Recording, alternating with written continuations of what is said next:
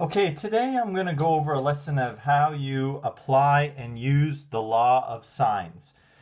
Okay, so with this is a law that works with any possible triangle. Last year you would have been doing work with sine, cosine, tangent ratios, and those only worked with right angle triangles.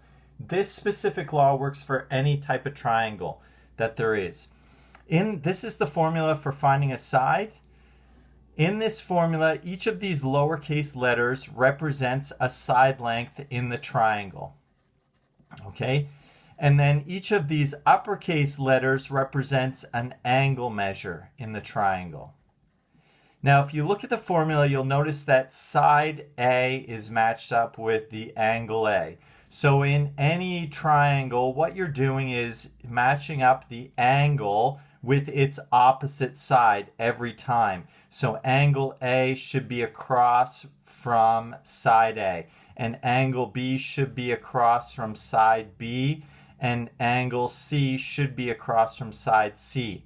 So what the formula says is the length of side A divided by sine of the angle of across from it is equal to any other side in the triangle divided by its opposite sine of its opposite angle.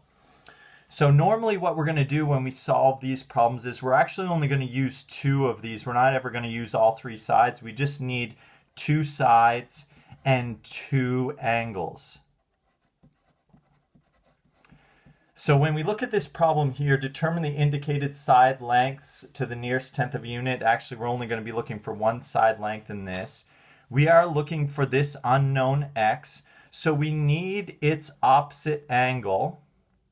Now we can find this because we have two angles in this triangle already, so we can find the third. So step one to this problem would be this, finding that unknown angle, because we need the angle that is across from the unknown. So we can do this by subtracting from 180, 35 degrees plus 88 degrees. And I believe this will give us 57 degrees. Okay? So this is the missing angle that we need here. Now step two is really using the law of sines to solve this problem. All right, now in every case we're not going to have to find this angle. A lot of times it will be given, the angle across from the unknown. So for us, we need to use the other side that we do know and the angle across from it. So it doesn't really matter what side A and what side B or side C. Just know that the side and its opposite angle is going to be the same as another side divided by the sine of its opposite angle. So when you're using the law of sines formula, I would suggest every time starting with your unknown. So when you're looking for the side A will always be your x side. So always start with this unknown x and divide it by sine of its opposite angle, which is 57. And make that equal to the other side in the triangle that's given, so 44, divided by the sine of its opposite angle. All right, they have to be across from each other, the angles and sides. To solve this, it's simple. All right, we're just trying to isolate x here. So all you have to do to isolate x is being divided by sine 57. So if you multiply both sides by sine 57, this is going to immediately isolate x. So this will become 1x, because sine 57 times x divides sine 57 becomes 1x.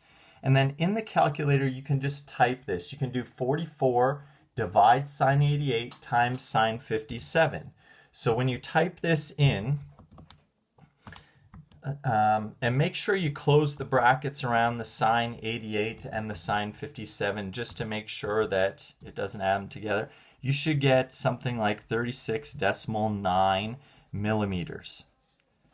Okay?